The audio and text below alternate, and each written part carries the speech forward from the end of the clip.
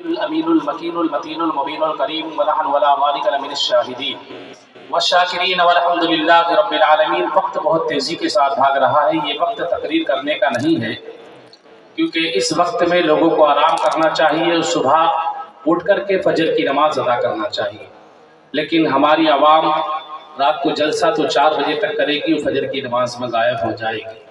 بہرحال میں بھی آیا ہوں اور صوفی بشیر الدین صاحب اور بدر الدین صاحب کا فیضان لینے کے لیے خالی جھولی لے کر آیا ہوں۔ ہو سکتا ہے اس رات کے آخری حصے میں، آخری پہر میں اللہ تبارک و تعالیٰ ان مقدس ولیوں کے صدقے میں میری جھولی کو اپنی رحمتوں سے مالا مال فرما دے، اور جتنے حضرات ہمارے بھائی ادھر ادھر کھڑے ہوئے ہیں اور جو بیٹھے ہوئے ہیں، بہنیں ہماری آئی ہوئی ہیں، مائیں آئی ہوئی ہیں، اللہ تعالیٰ سب کی جھولیوں کو ان بزرگان دین کے فیض و برکات سے مالا مال فرمائے۔ میں جتنے لوگ یہ پیچھے بیٹھے آگے آ جائے، اگر تھوڑی سی بات آپ کو سننی ہے تو مختصر بات کروں گا، زیادہ لمبی بات نہیں کروں گا۔ اور جو بھائی پیچھے کھڑے ہیں میں ان کو اس شعر کے ساتھ دعوت دوں گا، اگر وہ گھومنے کے لیے آئے ہیں تو کوئی بات نہیں، اور اگر ان کی نیت یہ ہے کہ ہم پروگرام میں جا رہے ہیں یا بزرگوں کا فیض لینے کے لیے جا رہے ہیں تو وہ یہاں پر تشریف لے آئیں۔ یہ جملہ آپ سنیں اور اس پر عمل کریں۔ آج حالات حاضرہ کا جائزہ خالی اس شعر میں بیان کر رہا ہوں، اور یہ شعر میری بھی اصلاح کے لیے ہے اور آپ کی بھی اصلاح کے لیے ہے۔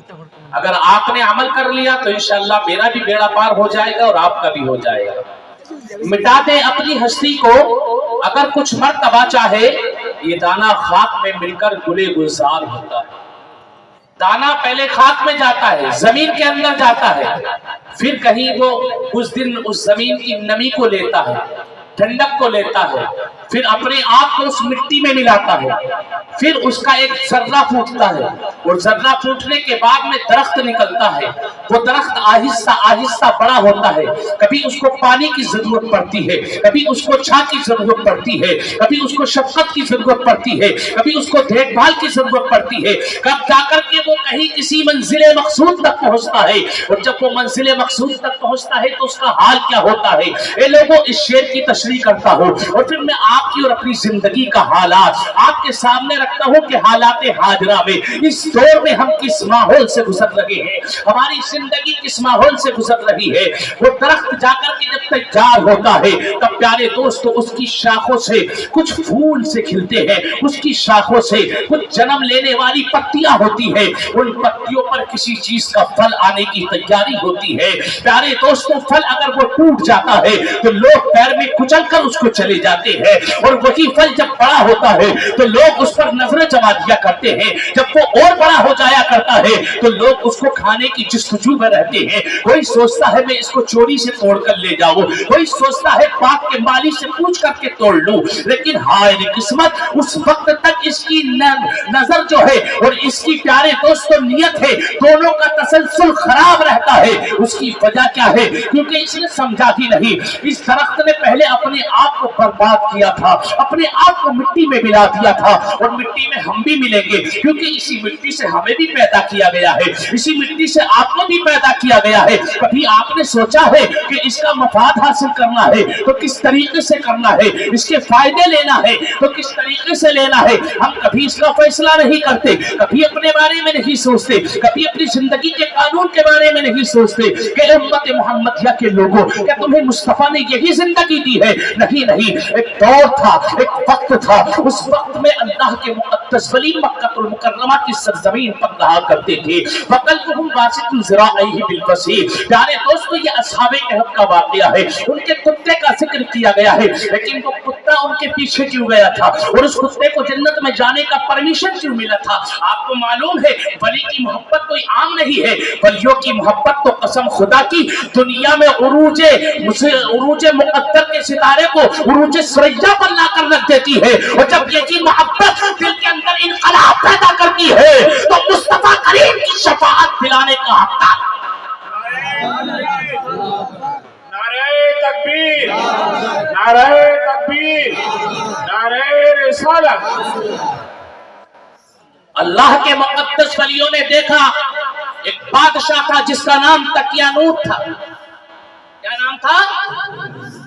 दकियानूत बादशाह असहाबे कहत के जमाने में जुल्म शिकार किया करता था, लोगों को अपने जुल्म का शिकार बनाता, किसी की खोपड़ी उसके सर जो है गर्दन से जुदा कर दिया करता था। प्यारे दोस्तों, बेटे के सामने बाप का सर कलम कर देता था, यहाँ तक कि कबीले के कबीले उसने जो है मौत के घाट उतार दिए। हमारी कितनी माँ बहनों की आबरू लूटी और उनका मौत के घाट उतार दिया, उनकी असमतदारी की गई, बच्चों के सामने माँ की इज्जत लूटी गई, भाइयों के सामने बहनों की इज्जतों के तार तार खींचे गए।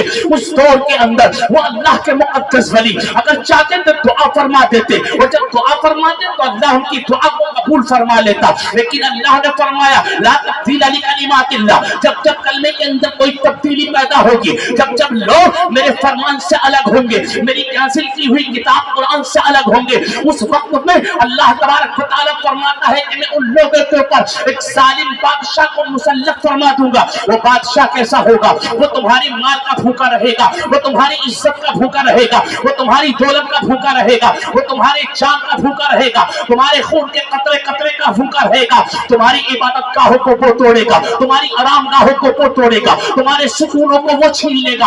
आज उस दौर को देखिए उठा करके, दकियानूत बादशाह ने जो जुल्म किया था, आज हिंदुस्तान की तारीख बताती है। आज हिंदुस्तान के अंदर वही बादशाह है, आज उसी का पोता है जो मुसलमानों को जुल्म शिद्दत का शिकार बना रहा है। कहीं पर उनकी मसाजिदें तोड़ी जा रही है, कहीं उनके मदरसों के साथ खेलवाड़ किया जा रहा है। आप सुकून की सांसें ले रहे हो, आप उठा करके देखो तारीख, मुताला करो। और पावन प्यारे दोस्तों, उलामा से वाबस्ता हो, उत्तराखंड की सरजमीन पर 160 मज़ारात को ज़ेरे मिट्टी कर दिया गया। अल्लाह अकबर, तुम बंदियों से मोहब्बत करने वाले, तुम्हारे दिलों में दर्द पैदा नहीं हुआ, लेकिन मुसम्मिल चाहता है तुम्हारे दिल में दर्द कैसे पैदा होगा।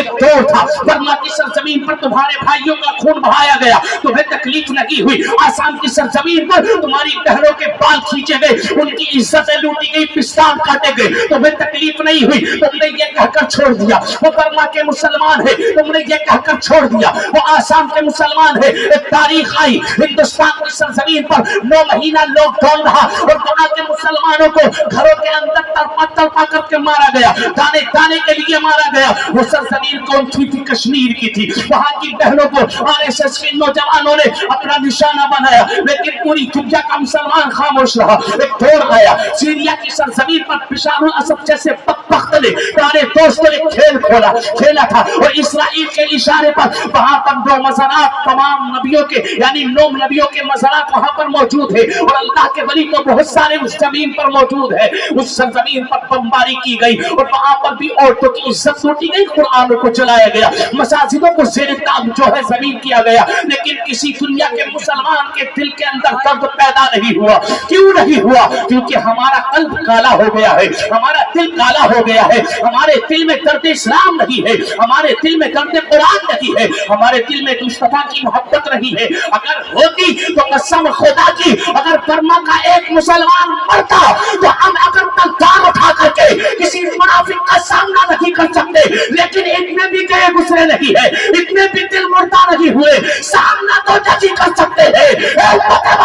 के लोगों आपकी तारीखी में अल्लाह के घर में बैठ करके अपनी पेशानी झुकाकर आंखों से आंसू गिराकर अल्लाह की बारगाह में दुआ तो कर सकते हैं। ए बोला बर्मा के मुसलमानों की इबादत करना, कसम खुदा की तारीख याद आ जाती। जब बदर का माहौल होता, 313 सहाबा की फहरिस्त दोहराई जाती, उनके लिए 5000 फरिश्ते आए थे। अल्लाह बर्मा के मुसलमानों के लिए 5 लाख फरिश्तों उसको दर्द था, इस्लाम का दर्द। ये दर्द है आए उर्स में घूमने के लिए, इसमें कुछ मौलाना लोग दिखाने के लिए आए हैं। मौलाना साहब, मौलाना रमजान अली साहब, हमारे चेहरे को देख लो, हम आपके वालिद साहब के उर्स में आए थे, लेकिन मौलाना रमजान अली का बरोज़े महशर कैसे ही कह देंगे इसको भी जन्नत में ले जाए।